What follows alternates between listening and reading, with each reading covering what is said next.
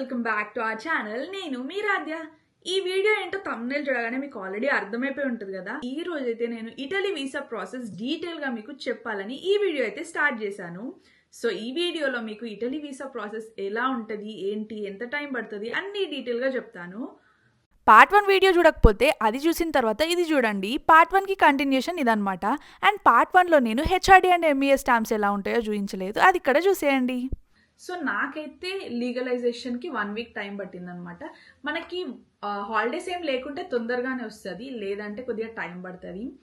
So లీగలైజేషన్లో ఏం చేస్తారంటే మన మ్యారేజ్ సర్టిఫికెట్ మెయిన్ది అండ్ ట్రాన్స్లేషన్ రెండు పిన్ కొట్టి కాన్సులేట్ ఆఫ్ బెంగళూరు అని స్టాంప్స్ వేస్తారు. ప్రాసెస్ అంతా చేసేది ఎక్కడ అంటే బెంగళూరులో. సో నేను ఐఎమ్ ఫ్రమ్ తెలంగాణ కాబట్టి తెలంగాణ వాళ్ళవన్నీ కాన్సులేట్ ఆఫ్ బెంగళూరు చేస్తుంది. తెలంగాణ, కర్ణాటక అండ్ ఇంకా కొన్ని states I don't remember. So అవన్నీ కాన్సులేట్ ఆఫ్ బెంగళూరు చేస్తుంది అనమాట. సో అవి కాన్సులేట్కి వెళ్తాయి. కాన్సులేట్ వాళ్ళు చెక్ చేసి ఇది లీగలా లేదా అని చెక్ చేసి స్టాంప్స్ వేసి మనకు పంపిస్తారు. సో అదంతా అయిపోయిన తర్వాత ఇప్పుడు అంతా అయిపోయిందిగా, నులా వస్తే వస్తుంది. నులా వస్తే వచ్చిన తర్వాత మనం ఏం చేయాలి? నులా వస్తా ఇటలీ నుండి ఇండియాకి పంపించాలి. నులా వస్తే ఒకటే కాదు, నులా వస్తేతో పాటు చాలా డాక్యుమెంట్స్ ఉన్నాయి. అవి కూడా నేను ఇప్పుడు డీటెయిల్గా చెప్తాను. సో నులా వస్తతో పాటు ఇటలీ నుండి పంపించే డాక్యుమెంట్స్ చెప్తాను ఇప్పుడు. ఇటలీ నుండి నా హస్బెండ్ నాకు ఏమేమి పంపించాడు ఏంటి చెప్తాను ఇప్పుడు చూడండి. సో ఫస్ట్ మనకి ఇండియాలో మన పాస్పోర్ట్ ఎట్లా అవసరమో ఇటలీ నుండి కూడా మన హస్బెండ్ పాస్పోర్ట్ కాపీస్ కావాలన్నమాట. మన హస్బెండ్ పాస్పోర్ట్ కాపీ తీసుకొని పాస్పోర్ట్ కాపీ పైన, ఇదంతా ఇండియాలో ఉండే వాళ్ళకి ఎక్కువ ఐడియా ఉండదు, సో ఇటలీలో ఉండే వాళ్ళకి అంత ఐడియా ఉంటుంది అనమాట. సో పాస్పోర్ట్ పైన స్టాంప్స్ వేయించాలి. స్టాంప్స్ అంటే ఇది లీగల్ అని ప్రతి పేజ్లో, అంటే పాస్పోర్ట్లో ఎన్ని పేజెస్ ఉంటే అన్ని పేజెస్ జిరాక్స్ తీసుకొని దానిపైన మన సిటీలో ఉండే కొమునే అంటే మన ఇండియాలో మున్సిపల్ ఎలానో అట్లా అనమాట. కొమునే వాళ్ళతోటి, లేదంటే లాయర్ అలా ఉంటారు, అవన్నీ డీటెయిల్గా ఎవరితో చేయించాలో అవి రాసి ఉంటాయి చెక్ లిస్ట్లో, అవి చూస్తే మీకు అర్థమవుతుంది. సో పాస్పోర్ట్ కాపీస్ పైన స్టాంప్స్ వేసి వాళ్ళకి సబ్మిట్ చేయాల్సి ఉంటుంది. సో పాస్పోర్ట్ ప్రతి page, front, back and middle pages ఖాళీగా ఉన్నా సరే వాటిని కూడా ప్రింట్అవుట్ తీసుకొని ప్రతి పేజీ చెక్ చేసినామని సైన్ కావాలి అండ్ స్టాంప్ ఉండాలన్నమాట. ఇది లీగల్ అని. సో ఇటలీలో లీగల్ అని ఒక స్టిక్కర్ లాగా స్టిక్ చేస్తారు లాస్ట్ పేజ్లో ఆర్ ఫస్ట్ పేజ్లో. సో ఇటలీలో ఉండే వాళ్ళకి అది ఐడియా ఉంటుంది. సో లీగల్ అని వాళ్ళకి తెలియాలన్నమాట. అండ్ ప్రతి పేజ్ చెక్ చేసినాము అని కూడా తెలియాలి ఇండియాలో, అదే కాన్సులేట్ వాళ్ళకి. సో అది. అండ్ ఆల్సో ఒకవేళ మీరు మ్యారేజ్ తర్వాత కొత్త పాస్పోర్ట్ తీసుకున్నారనుకో, పాత పాస్పోర్ట్ ఉంటే అది కూడా అడుగుతారు అనమాట. రెండు పెడితే బెటర్. ఓల్డ్ అండ్ న్యూ రెండు పాస్పోర్ట్ల పైన అటెస్టేషన్ అవసరము. సో అది అయిపోయిన తర్వాత, సో మాకు దీనికే చాలా లేట్ అయింది అనమాట. ఫస్ట్ ఇవన్నీ మాకు చెప్పలేరు. ఫస్ట్ చెక్ లిస్ట్ అంతా వేరే ఉండే. అండ్ ఇప్పుడు కూడా మీరు చెక్ లిస్ట్ చెక్ చేస్తే పీసీలో చెక్ చేయండి. నార్మల్గా మొబైల్లో చెక్ చేస్తే పాత చెక్ లిస్ట్ వస్తుంది.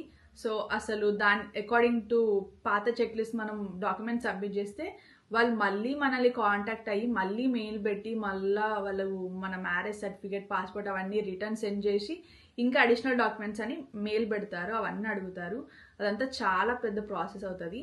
సో మాకంతే అయింది ఏంటంటే చెక్ లిస్ట్ అప్పటికి చేంజ్ అవ్వలేదు, కానీ మేము చెక్ లిస్ట్లో ఉన్నవన్నీ సబ్మిట్ చేసాం and extra documents, additional documents కూడా సబ్మిట్ చేసాం అనమాట. కొద్దిగా సపోర్టివ్గా ఉంటుంది వాళ్ళకి అని సబ్మిట్ చేస్తే వాళ్ళు ఒక 15 days అయిపోయిన తర్వాత నాకు వీసా వచ్చేస్తుంది, ఇంక వెళ్ళిపోతా ఇటలీకి అనే టైంలో, ఈరోజు రేపు వస్తుంది అని ఎక్స్పెక్ట్ చేస్తున్న టైంలో వాళ్ళు కాన్సులేట్ నుండి కాల్ చేశారు. కాల్ చేసి అడిషనల్ డాక్యుమెంట్స్ కావాలి అని అడిగారు. అడిషనల్ డాక్యుమెంట్సా, నేను ఆల్రెడీ ఫ్లైట్ టికెట్ బుక్ చేసుకున్నా, ఐ హ్యావ్ టు గో అని అన్నా. అంటే no we need additional documents, we can't give you visa, it will be on hold until you submit additional documents అని అన్నారు. సో ట్రై చేసా, mail చేసా, birth certificate అవన్నీ చాలా టైం పడుతుంది నాకు రావడానికి, అది ఇది అని. ఫస్ట్ బర్త్ సర్టిఫికేట్ అడగలేరు అనమాట. పాత చెక్ లిస్ట్లో బర్త్ సర్టిఫికేట్ లేదు. సో మీరు ముందు జాగ్రత్త పీసీలో చెక్ లిస్ట్ ఓపెన్ చేస్తే దాంట్లో డీటెయిల్గా ఉంది, మొబైల్లో చెక్ చేస్తే పాత చెక్ లిస్ట్ వస్తుంది. Don't follow that. So birth certificate రావడానికి కూడా నాకు చాలా టైం పట్టింది అనమాట. సో ఇది కొద్దిగా అటు ఇటు అయినా టైము వేస్ట్ అవుతూ ఉంటుంది. సో సరే, ఇప్పుడు టాపిక్లోకి వద్దాము. సో పాస్పోర్ట్ అయిపోయిందా, నెక్స్ట్ ఏంటి అంటే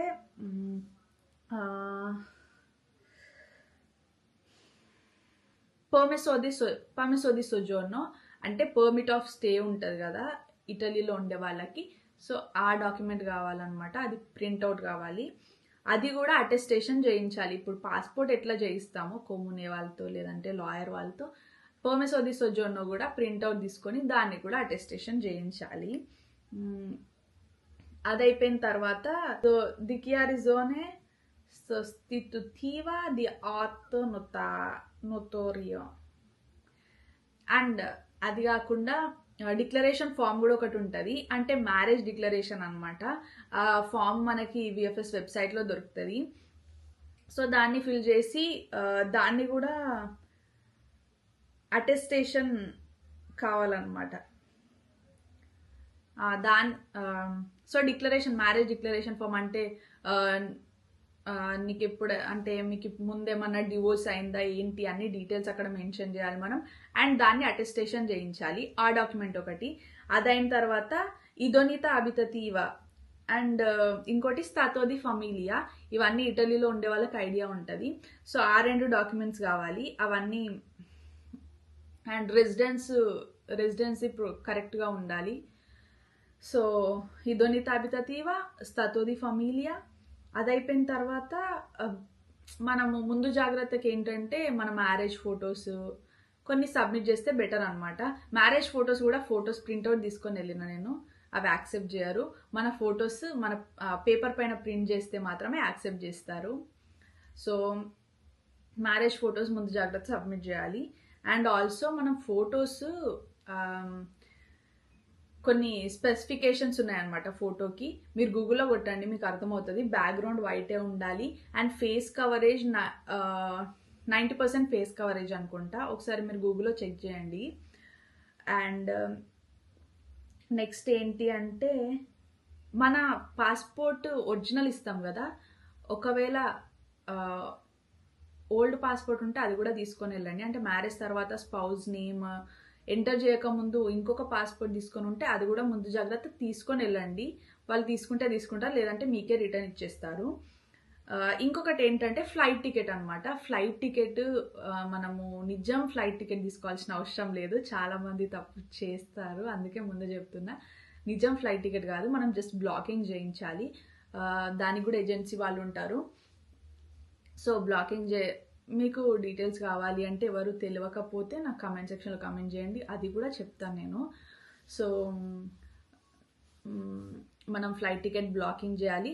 అండ్ ఇంకొకటి మన చెక్ లిస్ట్లో మెన్షన్ చేయండి ఏంటి అంటే మన ఫ్యామిలీ రీయూనియన్ వీసాకి ఇన్సూరెన్స్ అవంతా అడగరు, కానీ ముందు జాగ్రత్త మనం ఏం చేయాలంటే ఎవరైనా సబ్మిట్ చేస్తారంట. నేను లోపల విఎఫ్ఎస్ లోపల అడిగాను అనమాట వాళ్ళకి.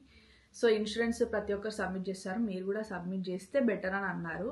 సో మనకి రిజెక్ట్ చేయొద్దు కాబట్టి ముందు జాగ్రత్త, వాళ్ళు అడిగిన దానికంటే ఎక్కువ ఇచ్చింది బెటర్ కాబట్టి మనం ఇన్సూరెన్స్ కూడా. నేనైతే ఇటలీ రాగానే వెంటనే శానిటరీ కార్డ్ వచ్చేస్తుందంట తొందరగా, ఎక్కువ టైం పట్టదంట. సో నేను సబ్మిట్ చేసినప్పటి నుండి ఒక 1 month తీసుకున్నాను అనమాట. రేపు సబ్మిట్ చేస్తా అంటే ఈరోజు తీసుకున్నా నేను insurance.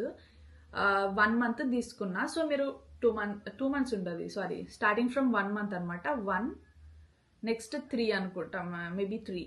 So I don't remember. So insurance తీసుకుంటే బెటర్. సో మనం సబ్మిట్ చేయాల్సింది ఇటలీ డాక్యుమెంట్స్ అవి, అండ్ మన డాక్యుమెంట్స్ ఇవన్నమాట. మనం ఎక్స్ట్రాగా తీసుకోవాల్సింది, మనం డాక్యుమెంట్స్ అన్నీ ముందే రెడీ పెట్టుకుంటాం కాబట్టి మనం ఎక్స్ట్రాగా తీసుకోవాల్సింది insurance, flight ticket just blocking చేయాలి. నిజం టికెట్ బుక్ చేసుకున్నాం అనుకో, వాళ్ళు వీసా పంపించకపోతే ఆ టికెట్ వేస్ట్ అవుతుంది, మనం ఏం చేయలేము. ఎన్ని డేస్ ఎక్స్టెండ్ చేసుకోవాలో కూడా అర్థం అవ్వదు. కాబట్టి జస్ట్ బ్లాకింగ్ చేయించాలి. అండ్ ఇంకేంటి, అండ్ ఇంకా ఏంటి అంటే ఇప్పుడు డాక్యుమెంట్స్ అన్నీ ఏవైతే సబ్మిట్ చేస్తున్నామో అవన్నీ మనం 3 కాపీస్ తీసుకొని పెట్టుకోవాలి. ఒక కాపీ మన దగ్గర, అంటే ముందు జాగ్రత్తకి నేను ఎక్కువే చెప్తున్నా, వాళ్ళకి సబ్మిట్ చేయాల్సింది 2 కాపీస్ అనమాట. ఒకవేళ ముందు జాగ్రత్త మనం 3 పెట్టుకున్నది బెటర్ కదా, ఏదన్నా అయితే ఇన్ కేస్ అవసరం పడితే యూజ్ చేయొచ్చు. కాబట్టి నేనైతే 3 కాదు 5 తీసుకున్నా. ఫస్ట్ టైమే అసలు నా దగ్గర అన్ని డాక్యుమెంట్స్ రెడీ లేవు, అన్ని 5 కలర్ ప్రింట్ తీసుకున్నా, అది కూడా థిక్ పేపర్స్ పైన తీసుకొని వెళ్ళిదా. అక్కడికి వెళ్ళిన తర్వాత అసలు డాక్యుమెంట్సే సబ్మిట్ చేయలేదు. అండ్ మనం నులా వస్తే అవన్నీ వచ్చిన తర్వాత ఇవన్నీ డాక్యుమెంట్స్ సబ్మిట్ చేసేటప్పుడు ఒకవేళ మీకు ఇంగ్లీష్ రాకపోతే, లైక్ కొద్దిగా అన్ఎడ్యుకేటెడ్ అయితే మీరు ప్రీమియం తీసుకున్నా ఓకే, లేదంటే you can go with standard అనమాట. లోపలికి వెళ్ళిన తర్వాత మనము ఇంకోటి ఏంటంటే మన విఎఫ్ఎస్ వెబ్సైట్లో అప్లికేషన్ ఫామ్ ఉంటుంది. కాన్సులేట్ ఆఫ్ బెంగళూరుది తీసుకోవాలి, ముంబై, ఢిల్లీ అవన్నీ యాక్సెప్ట్ చేయరు. సో బెంగళూరుది తీసుకొని అన్నీ ఫిల్ చేయాలన్నమాట డీటెయిల్స్. ఒకవేళ మీకు తెలియకపోతే అక్కడికి వెళ్ళిన తర్వాత మీకు తెలిసినవి మీరు ఫిల్ చేయండి. అక్కడికి వెళ్ళిన తర్వాత వాళ్ళని అడిగితే వాళ్ళు చెప్తారనమాట ఎలా రాయాలి ఏంటి అని. వాళ్ళని అడిగి మీకు డౌట్ ఉన్నాయి మాత్రం వాళ్ళని అడిగి రాసుకోవచ్చు. అసలు వరి అవ్వాల్సిన అవసరమే లేదు. మన ఫ్యామిలీ రీయూనియన్ వీసా, మన స్టూడెంట్ వీసా కాదు కదా యాక్సెప్ట్ చేస్తారో రిజెక్ట్ చేస్తారో అనడానికి. ఫ్యామిలీ రీయూనియన్ వీసా కాబట్టి మన హస్బెండ్ డాక్యుమెంట్స్ అన్నీ కరెక్ట్గా ఉంటే యాక్సెప్ట్ చేస్తారు. సో అంతే అనమాట. లోపలికి వెళ్ళిన తర్వాత మనము అయ్యో యాక్సెప్ట్ చేస్తారా రిజెక్ట్ చేస్తారా అని భయపడాల్సిన అవసరం లేదు. మనకి లీగలైజేషన్ అవ్వగానే, ఇంకా నులా వస్తాయి ఇవన్నీ డాక్యుమెంట్స్ రెడీ అవ్వగానే అన్ని కాపీస్ తీసుకొని సీరియల్గా నీట్గా చెక్ లిస్ట్లో ఉన్న దాని ప్రకారం అన్నీ సెట్ చేసుకొని ఫైల్లో పెట్టుకుంటే బెటర్ అనమాట. మన చెక్ లిస్ట్లో ఎట్లా అవుతుందో అన్ని సీరియల్గా ఒకదాని తర్వాత ఒకటి అవన్నీ మెయిన్ ఒరిజినల్ డాక్యుమెంట్స్ అన్ని ఒక దగ్గర పెట్టేసుకొని కాపీస్ అన్ని సీరియల్గానే ఇంకొక ఫైల్లో పెట్టుకొని 2 ఫైల్లో పట్టుకొని పోతే ఈజీ, మనకి అంత ప్రాబ్లం ఏమి ఉండదు. సో లోపలికి వెళ్ళిన తర్వాత ఇంకొకటి కవర్ లెటర్ ఒకటి రాయమంటారు అనమాట. దాంట్లో డీటెయిల్గా మనం మెన్షన్ చేయాల్సింది ఏంటంటే వాళ్ళు అక్కడ అడిగితే చెప్తారు, కొంతమంది చెప్పకపోవచ్చు. సో మనం రాయాల్సింది ఏంటి, మన date to the consulate of Bengaluru. So మనం ఇట్లా రాయాలి. ఏం రాయాలి, ప్రీమియం అయితే ప్రీమియం తీసుకున్నారనుకో, ఒకవేళ మీకు ఇంగ్లీష్ మాట్లాడరాదు, తెలుగులో మాట్లాడతారు వాళ్ళు, ఒకవేళ ఇంగ్లీష్ రాదు నేను రాయలేను అంటే ప్రీమియం తీసుకుంటే వాళ్ళే రాసిస్తారు. సో స్టాండర్డ్లో కూడా వాళ్ళు హెల్ప్ చేస్తారు, కానీ మరి ప్రీమియం అయితే బెటర్ అనమాట. సో మీకు కొరియర్ కావాలి అనుకుంటే, పాస్పోర్ట్ డైరెక్ట్ ఇంటికే రావాలి అనుకుంటే మీరు కొరియర్ ఆప్షన్ అక్కడ చూస్ చేసుకోవచ్చు. మనం అడిషనల్ అమౌంట్ పే చేయాలి. అండ్ ఆల్సో లీగలైజేషన్కి మనీ అడుగుతారు. నాకు మేబీ 2000 చేంజ్ అడిగారు అనమాట. అండ్ ఇంకొకటి నేను చెప్పింది ఏంటి అంటే, ఫ్లైట్ టికెట్ 10 డేస్కి బుక్ చేసుకోవాలి. అంటే మనం ఎట్లీస్ట్ చెప్తున్నా, సో మనం ఈరోజు విఎఫ్ఎస్లో సబ్మిట్ చేస్తున్నామంటే, నేను హైదరాబాద్లో సబ్మిట్ చేశాను కాబట్టి 2 డేస్ తర్వాత 2 డేస్లో వెళ్తుంది అనమాట బెంగళూరుకి. సో ఈరోజు మండే అయితే వెడ్నెస్డే రోజు ఈవినింగ్ అట్లా రీచ్ అవుతుంది బెంగళూరుకి. సో ఇక్కడే 2 డేస్ వేస్ట్ అవుతుంది కాబట్టి బెంగళూరులో రీచ్ అయిన రోజు నుండి 15 వర్కింగ్ డేస్, హాలిడేస్ మధ్యలో ఇంక్లూడ్ చేయొద్దు, 15 వర్కింగ్ డేస్ తర్వాత బుక్ చేసుకోవాలి ఫ్లైట్ టికెట్. ముందు జాగ్రత్తకు మనం 20 వర్కింగ్ డేస్ పెట్టుకున్నా బెటరే. మనం అన్ని డాక్యుమెంట్స్ కరెక్ట్గా ఉండేలా చూసుకోవాలి. అన్ని డాక్యుమెంట్స్ కరెక్ట్గా ఇంకా మనం ఇచ్చేసిన తర్వాత ఏం లేదు, మనకి ఏదైనా ప్రాబ్లం ఉంటే, ఏదైనా డాక్యుమెంట్ ఎక్స్ట్రాగా అడిషనల్ డాక్యుమెంట్ ఏదైనా అవసరం ఉంటే కాన్సులేట్ నుండి వాళ్ళు డైరెక్ట్గా కాల్ చేస్తారు మనకి అండ్ మెయిల్ పెడతారు. సో మనము ఏదైనా డౌట్ ఉంటే కాన్సులేట్ వాళ్ళకి కాల్ చేయొచ్చు.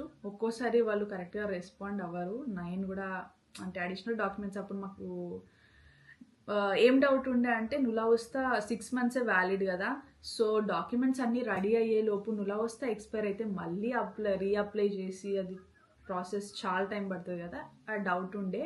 సో యాక్చువల్గా మాదైతే హోల్డ్లో పెట్టారనమాట, నులా వస్తా హోల్డ్లో పెట్టారు. డాక్యుమెంట్స్ అన్నీ ఎప్పుడైతే మీరు సబ్మిట్ చేస్తారో అప్పుడు మాత్రమే మేము ప్రాసెస్ స్టార్ట్ చేస్తాము, అప్పటి వరకు మీది హోల్డ్లోనే ఉంటుందని చెప్పారు. సో వన్స్ నేను అడిషనల్ డాక్యుమెంట్స్ సబ్మిట్ చేయగానే నాకు 1 వీక్లో వచ్చేసింది వీసా, ఎక్కువ టైం పట్టలేదు. సో ఇక్కడ నాకు అర్థమైంది ఏంటంటే, మన డాక్యుమెంట్స్ అన్నీ ఏ తప్పు లేకుండా, ఏ స్పెల్లింగ్ మిస్టేక్ లేకుండా అన్నీ కరెక్ట్ ఉంటే, ఇటలీ నుండి పంపించిన డాక్యుమెంట్స్ అన్నీ అటెస్టేషన్ కరెక్ట్ ఉండి, డాక్యుమెంట్స్ అన్నీ కరెక్ట్ ఉంటే మాత్రం వీసా మనకు తొందరగా వచ్చేస్తుంది. అండ్ మనము ఫ్లైట్ టికెట్ పెట్టిన దానికంటే 2 days ముందు నుండే ట్రావెల్ చేయడానికి వాళ్ళు ఇస్తారనమాట డేట్. నేను ట్యూస్డే రోజు సబ్మిట్ చేశాను హైదరాబాద్ విఎఫ్ఎస్లో అడిషనల్ డాక్యుమెంట్స్. నాకు మ్యారేజ్ సర్టిఫికేట్, పాస్పోర్ట్, బెంగళూరు నుండి అడిషనల్ డాక్యుమెంట్స్ అడిగారు కాబట్టి నేను అండ్ నా హస్బెండ్ ఇద్దరం పాస్పోర్ట్స్ పైన స్పౌస్ నేమ్ ఎంటర్ చేయించుకోలేదు మ్యారేజ్ అయ్యాక, మాకు తెలియక. సో ఇటలీ నుండి మా హస్బెండ్ ఇండియాకి వచ్చారు. ఎందుకంటే ఇటలీలో 3 months టైం పడుతుందంట ఇండియన్ పాస్పోర్ట్ అయితే, కొత్త పాస్పోర్ట్ రావడానికి. సో దానికంటే ఇండియాలో తొందరగా అయిపోతుంది కదా. తత్కాల్లో పాస్పోర్ట్ అపాయింట్మెంట్ తీసుకున్నాము. మా హస్బెండ్ వచ్చేసి ఇద్దరం కలిసి ఒకటేసారి చేయించుకున్నాం అనమాట. సో స్పౌస్ నేమ్ ఎంటర్ చేయగానే మళ్ళీ తను ఇక్కడికి వచ్చి పాస్పోర్ట్ కాపీస్ పైన అటెస్టేషన్ చేయించి ఇక్కడ నుండి కొరియర్ చేయగానే ఇక నేను అక్కడ సబ్మిట్ చేసేసాను. నా బర్త్ సర్టిఫికేట్ కూడా లేకుండే, దానికి కూడా కొద్దిగా టైం ఎక్కువ తీసుకుంది అనమాట. సో అదంతా అయిపోయిన తర్వాత నేను సబ్మిట్ చేసేసా. ట్యూస్డే రోజు సబ్మిట్ చేయగానే థర్స్డే రోజు ఈవినింగ్ బెంగళూరుకి వెళ్ళింది. ఎంత టైం పడుతుందో అనుకున్నా, అట్లీస్ట్ మళ్ళీ మధ్యలో సండే ఉంది కదా అని. థర్స్డే ఈవినింగ్ బెంగళూరుకి వెళ్ళిపోయింది. అండ్ ఫ్రైడే ఆఫ్టర్నూన్ 2 o'clockకి వాళ్ళు కొరియర్ చేసేసారు. అంటే మాకు వచ్చి ఓపెన్ చేసే వరకు కూడా చాలా భయం ఉండే నిజంగా. అది అన్ని మంత్స్ దాని గురించి చాలా చాలా తిరిగినాం అసలు. నిజంగా అది అసలు ఐ కాంట్ ఎక్స్ప్రెస్ అనమాట. నిజంగా చాలా అంటే లిటరలీ టార్చర్ అయినుండే అసలు. అంటే అన్నిసార్లు హైదరాబాద్ వెళ్ళి డాక్యుమెంట్స్ సబ్మిట్ చేద్దామంటే ఇది లేదు అది లేదు అని రిటర్న్ పంపిస్తుండే వాళ్ళు. నెక్స్ట్ టైం మళ్ళీ వాళ్ళు చెప్పిన డాక్యుమెంట్ తీసుకెళ్తే ఇవి ఓకే కానీ ఇంకొకటి లేదు అంటుండే. సో అప్పుడే అనుకున్నా, అమ్మా నేను చాలా సెర్చ్ చేసిన యూట్యూబ్లో ఎక్కడ దొరకలేదు. సో నేనైతే నాలాగా ఎవరు ఫేస్ చేయకూడదు. సో నేను కంపల్సరీ ఇన్ఫర్మేషన్ ఇస్తా, అందరికీ కావాల్సిన వాళ్ళకి యూజ్ అవుతుంది అని అనిపించింది అప్పుడే. సో అంతా అయిపోయిన తర్వాత డాక్యుమెంట్స్ అన్నీ కరెక్ట్ ఉంటే సబ్మిట్ చేయగానే 1 weekలో వచ్చేస్తుంది అనమాట. వాళ్ళు సండే రోజే నాకు ఈవినింగ్ వరకు వచ్చేసింది అనమాట. వచ్చిన తర్వాత అది ఓపెన్ చేసి చూసే వరకు చాలా టెన్షన్ పడ్డా నేను. లిటరలీ అది రిజెక్ట్ చేశారా, ఉందా వీసా, స్టాంప్ పడిందా లేదా అని. ఓపెన్ చేసేసరికి స్టాంప్ ఉండే. చాలా చాలా హ్యాపీ ఫీల్ అయినా నేనైతే. నాతో పాటు అందరూ, అంటే మా పేరెంట్స్ అండ్ ఇక్కడ ఇటలీలో అత్తమ్మ, మామయ్య అందరూ చాలా టెన్షన్. అంటే చాలా రోజులు అవుతుంది ఇంకా వస్తలేదు, ఎప్పుడు వస్తుంది, అసలు నేను ఇటలీకి ఎప్పుడు వస్తా అని చాలామంది టెన్షన్ పడ్డారనమాట. టెన్షన్ అంటే టెన్షన్ ఏం కాదు, ప్రాసెస్ చాలా ల్యాగ్ అనమాట. అక్కడ కూడా అందరితో కలిసే ఉండే, ప్రాబ్లం కాదు. కానీ వీసా ఎప్పుడు వస్తుంది ఇంకా అందరు అడుగుతుండే, ఇంకా వెళ్ళలేవా నువ్వు, ఎప్పుడు వెళ్తావు ఇటలీకి. కొంతమంది అయితే వెళ్ళేసి వచ్చినావు ఆల్రెడీ అని అంటున్నా. ఇటలీ వెళ్ళి ఎప్పుడు వచ్చినావు అంటున్నారు. అసలు వాళ్ళకి ఆన్సర్ ఇవ్వలేక అది తెలియని టార్చర్ తెలుసా అసలు. సో ఇదంతా ప్రాసెస్ వాళ్ళకి తెలియదు కదా. మీరు కూడా ఇటలీ వీసా కోసం ట్రై చేస్తుంటే మీరు కూడా తొందరలోనే వచ్చేసారు, డోంట్ వరీ. సో ఈ ప్రాసెస్ అయితే ఫాలో అయిపోండి. ఇంకేమైనా డౌట్స్ ఉంటే నాకు కమెంట్ సెక్షన్లో కమెంట్ చేయండి. Like I will try to explain. Comment సెక్షన్లో కమెంట్కి రిప్లై అని ఇస్తా. ఆర్ ఎల్స్ మీకు ఇంకా డీటెయిల్ ఇన్ఫర్మేషన్ ఏదైనా కావాలంటే, మీకోసం ఏదైనా చిన్న షార్ట్లో అయినా ఇంకా డీటెయిల్ ఇన్ఫర్మేషన్ కావాలంటే ఇలా వ్లాగ్లో అయినా పోస్ట్ చేస్తాను. సో ఇంకేంటి మరి, అంతేనా, ఇంకేదైనా మిస్ చేశానా అని ఆలోచిస్తున్నా. నాకు తెలిసి అయితే ఏం మిస్ చేయలేదు. సో ఇంకేంటి మరి, వీడియోని ఎండ్ చేసేద్దామా. నేనైతే ప్రతి ఒక్కటి డీటెయిల్గా చెప్పానని అనుకుంటున్నాను. ఏదన్నా మిస్ చేసి ఉంటే ఐఎమ్ సారీ. నెక్స్ట్ వీడియోస్లో మళ్ళీ చెప్తాను. సో వీడియో నచ్చితే లైక్ చేయండి. ఇప్పటివరకు చూసిన వాళ్ళందరికీ థ్యాంక్ యూ సో మచ్. నేనైతే మీకు యూస్ఫుల్ ఇన్ఫర్మేషన్ ఇచ్చానని అనుకుంటున్నాను. వెంటనే వెళ్ళి నా ఛానల్ని సబ్స్క్రైబ్ చేసుకోండి. అలాగే పక్కన ఉన్న బెల్ ఐకాన్ని కూడా క్లిక్ చేయండి. ఇంకేంటి మరి, నెక్స్ట్ వీడియోలో కలుద్దామా. ఇంకా మీరు నా నుండి ఎలాంటి వీడియోస్ కావాలనుకుంటున్నారో కూడా కామెంట్ సెక్షన్లో చెప్తే నాకు అర్థమవుతుంది. Thanks for watching. మరి బాయ్ బాయ్. నెక్స్ట్ వీడియోలో మళ్ళీ కలుద్దాం.